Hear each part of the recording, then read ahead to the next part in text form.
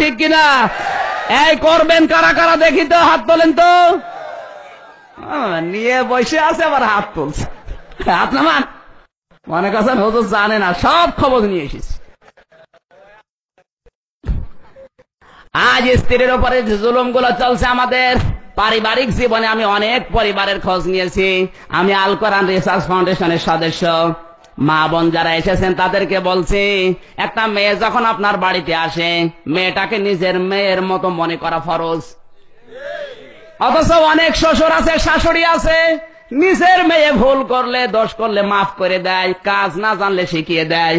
আর অন্যের মেয়েটা একটু ভুল করলে আগে ছেলের কানে কানে তুলে দেয়। এরকম শাশুড়ি আছে না নেই?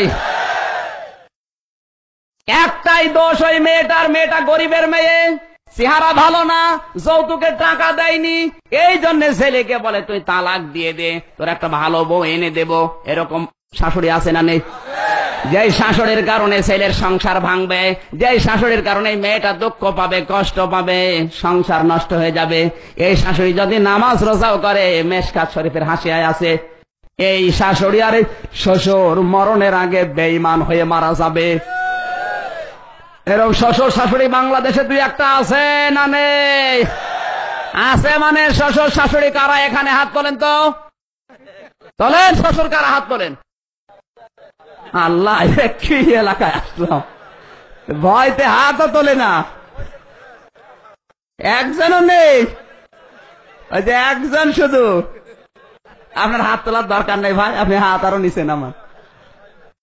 হাদিসের হাসিয়া বললাম, এখন যদি আপনার চরিত্র না পাল্টায়, কসম করে বলছে আপনি বেঈমান হয়ে মারা যাবেন। নামাজ রোজা হজ যাকাতে কাজ দেবে না। আজ অনেক পরিবারে খোঁজ নিয়েছি, মেয়েটা আসার পর শ্বশুর শাশুড়িকে দেখতেই পারে না, অথচ নিজের মা বাবা ভুল করলে মাফ করে দেয়, আর শ্বশুর শাশুড়ি একটু ভুল করলে স্বামীর কানে কানে তুলে দেয়।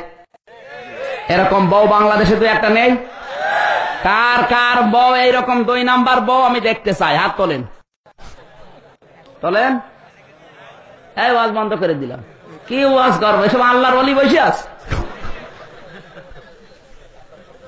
মা বোন যারা এসেছেন, আপনাদের কারণে, আপনাদের মন যেহেতু সংকীর্ণ, এই ছোট মনের কারণে আজ শ্বশুর শাশুড়ির দ্বন্দ্ব, বউ শাশুড়ির দ্বন্দ্ব, যেটা আজ এদের কারণে। ছোটখাটো বিষয় নিয়ে ওরা সহ্য করতে পারে না।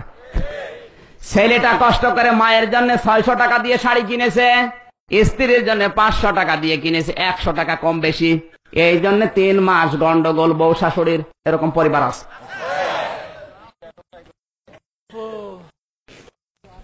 অনেক পুত্রবধূ আছে, আমি খোঁজ নিয়ে দেখেছি।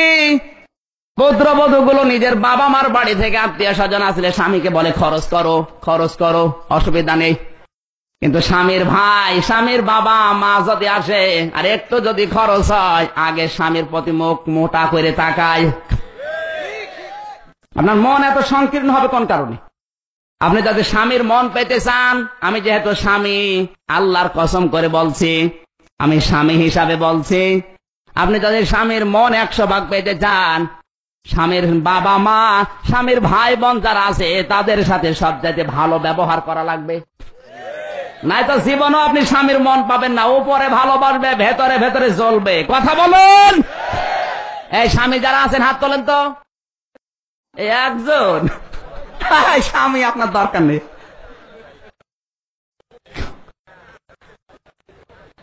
হাদিসের হাসিয়া গুলো বললাম, হাসির খোরা কিনা। আজ অনেক পরিবার আছে, নারী নির্যাতনকারী পুরুষ যেমন আছে, পুরুষ নির্যাতনকারী নারীও আছে। স্বামীকে ডন্ট কেয়ার, কিছু মনেই করে না, মনে করে স্বামী একজন গোলাম। কথা বলুন। বিশেষ করে যেই পরিবারে স্বামী আর স্ত্রী দুইজন চাকরি করে, এই পরিবারে আজ জাহান্নামের চাইতেও খারাপ। পারিবারিক জীবনে কিভাবে জুলুম হচ্ছে কান খাড়া করেন। আমাদের আগের ইয়ারের বিশ্ববিদ্যালয় থেকে বের হয়ে গেছে, এই কান খাড়া করবেন, এখানে শিক্ষা। আপনি তো কষ্ট হচ্ছে। ছেলেটা এত গরিবের ছেলে, কক্সবাজারে বাড়ি, এত গরিবের ছেলে, পরীক্ষার ফিস দিতে পারছে না, মাস্টার্সে। শেষ পর্যন্ত মার বাবা দুইজন মিলে রোজা রেখেছে। যেহেতু রোজা রাখলে 2 বার খাবার খাওয়া লাগে, 1 বার খাওয়া লাগে না। খুব খেয়াল করে শুনবেন, হেদায়েত আল্লাহ দিলেও দিতে পারে। 1 বেলার খাবার বাঁচিয়ে ওই টাকা গুছিয়েছে, কিছু মানুষের কাছে হাত পেতে পেতে কিছু টাকা নিয়েছে, ওই টাকা দিয়ে পরীক্ষার ফিস জমিয়েছে। এত কষ্ট করে ছেলেটাকে মাস্টার্স পরীক্ষায় পাশ করালো, মাস্টার্স পরীক্ষা দিয়ে ছেলেটা পাশ করে বেরিয়ে গেছে, ঢাকায় একটা চাকরিও পেয়েছে কোম্পানিতে বড়। পছন্দ করে বিবাহ করেছে একটা ধনীর মেয়েকে, কিন্তু মেয়েটা এমন দরজাল, মা বাবার কথা শুনতেই পারে না, শুনলে শুধু স্বামীকে গরম দেয়। বাধ্য হয়ে ছেলেটার মা বাবার খোঁজ খবরই নেয় না। এরকম পুত্রবধূ বাংলাদেশে এখন আছে না নেই? ও মনে করে আমি বিয়ে করে কবুল বলে আনলাম, আমারই সব, আর মা বাবা ডিলেট। শেষ পর্যন্ত ওর বাড়ি যাওয়াই বন্ধ করে দিয়েছে, মা বাবার কথা আর বলে না, বললেই গরম দেবে। স্ত্রীর কাছে গোলাম হয়ে গেছে, যেহেতু যৌতুকের টাকা নিয়েছে। শেষ পর্যন্ত ওর বাবা 65 বছর বয়স, একটাই ছেলে, খোঁজ খবর নেয় না 2 বছর। কি করবে, ওর আশা ছেড়ে দিয়েছে। একটা ছাগল ছিল ছোট্ট, বিক্রি করে কিছু মানুষের কাছে ধার কর্জ করে ভাঙ্গা একটা রিক্সা কিনেছে। ভাঙ্গা রিক্সাটা নিয়ে চলতেছে, তাও দিনের বেলা বের হয় না। শীতের সময় রাতের বেলা মাথার উপরে চাদর দিয়ে, মাফলার দিয়ে মুখ পেঁচিয়ে, ছোট্ট একটা গামছার টোকরা মুখের ভেতরে দিয়ে ভাড়া মারতে যায়। ওই যে নাইট কোচ গুলো আসে রাত্রে, ওই ভাড়া মারে, মানুষ যেন চিনতে না পারে। কারণ দিনের বেলা যদি বের হয়, মানুষ বলবে তোমার ছেলে এত বড় চাকরি করে আর তুমি রিক্সা চালাও।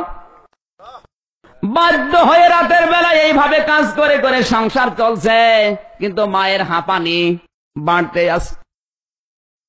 এদিকে ঔষধ দিতে পারে না, 3 দিন মা পড়ে আছে, খাওয়া দাওয়া কথাবার্তা বন্ধ। বাবা বাধ্য হয়ে এই সমস্ত দৃশ্য দেখে দিনে দিনে অসুস্থ হয়ে যাচ্ছে, ঔষধের টাকা জোগাড় করতে পারে না। দিনের বেলা বের হবে সম্ভব না, ছেলের বদনাম হবে। ছেলেটা ঢাকায় কার কাছে যেন শুনেছে ওর মা 3 দিন পড়ে আছে, কথাবার্তা বন্ধ, খাওয়া দাওয়া নেই। বাধ্য হয়ে স্ত্রীর কাছে অনুমতি চাইতে গেছে, বউ বলেছে না, তোমার মা বাবা গরিব, যাওয়া যাবে না। শেষে স্ত্রীর সাথে গন্ডগোল করেছে, রাগারাগি করে রাতে নাইট কোচে বাড়ি চলে এসেছে। রাতের বেলা এসে 2টার দিকে নেমেছে। 2টার সময় রাতে নামার পর কেউ নেই, দেখে একটা রিক্সা টিম টিম করে আলো জ্বলে, ডাক দিয়ে বলে এই খালি, এইদিকে আয়। গলার আওয়াজ শোনার পরে বাবা বুঝতে পেরেছে এটা আমার জন্ম দেওয়া সন্তান।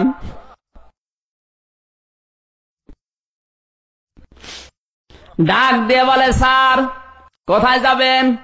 যেহেতু মুখের ভেতরে গামছা দেওয়া, মুখটা বড়া পেঁচানো, চাদর দিয়ে মাফলার দিয়ে বোঝা যাচ্ছে না। বলছে শান্তি পাড়ায় অমকের বাড়িতে যাব। লোকটা বলে স্যার অমক আপনার কি হয়? যা হয় হোক, তুমি যাবে কিনা? ওঠেন স্যার। রিকশায় তুলে নিয়েছে, এমনিতেই মুরব্বী মানুষ, অসুস্থ, 3 দিনের শরীরে না খাওয়া পিরায়। আস্তে আস্তে যখন চালায়, ছেলেটা পেছনে ধাক্কা দিয়ে বলতে জোরে চালান। কিছু দূর যাওয়ার পরে আবার ডাক দিয়ে বলে চালাতে পারো না, রিকশা নিয়ে রাতের বেলা বের হও, তোমার কি ছেলে নেই? আবার দিয়েছে ধাক্কা। 3য়বার যখন ধাক্কা দিয়েছে, মনের ভেতরের চাপা ব্যথা যেন উতলিয়ে উঠেছে, আর সহ্য করতে পারে না। রিকশা থেকে নেমে ডাক দিয়ে বলে স্যার আপনার মোবাইলের লাইটটা একটু মারেন তো। নিজের মাফলার খোলার পর চাদর মাথা থেকে ফেলে দিয়ে বলে সন্তান একটু দেখো আমার চিনতে পারো কিনা। তোমাকে সার বানাতে গিয়ে আমার জীবনটা নষ্ট হয়ে গেছে। আমি রোজা রেখে রেখে তোমার পরীক্ষার ফিস দিয়েছিলাম, তোমার সম্মানে দিনের বেলা আমি বেরো হতে পারি না, মানুষ তোমার বদনাম করবে। রাতের বেলা মাথা ঢেকে চাদর দিয়ে মাথা মড়িয়ে মাফলার দিয়ে মুখ পেঁচিয়ে আমি রাতের বেলা বের হই।